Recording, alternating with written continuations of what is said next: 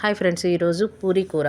దానికి ఒక బాండీలో కొంచెం నూనె వేసుకొని పచ్చిశనగపప్పు, జీలకర్ర, ఆవాలు, ఎండుమిరపకాయలు వేసి వేగనివ్వాలి.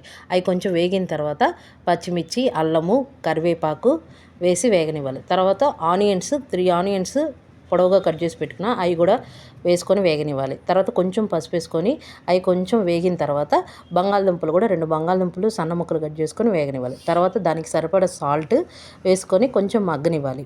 ఇది బాగా మగ్గిన తర్వాత ఒక గ్లాస్ వాటర్, అంటే మనకి గ్రేవీ కూరకి ఎంత కావాలో అంత వాటర్ పోసుకొని బాగా బాయిల్డ్ అవ్వాలి. 10 మినిట్స్ బాయిల్డ్ అయిన తర్వాత బంగాళదుంప ఆనియన్ ఉడికినాయో లేదో చెక్ చేసుకోవాలి. ఇప్పుడు ఒక బౌల్లో 2 స్పూన్ల శనగపిండిని వేసుకొని ఉండలు లేకుండా బాగా కలిపి పెట్టుకోవాలన్నమాట.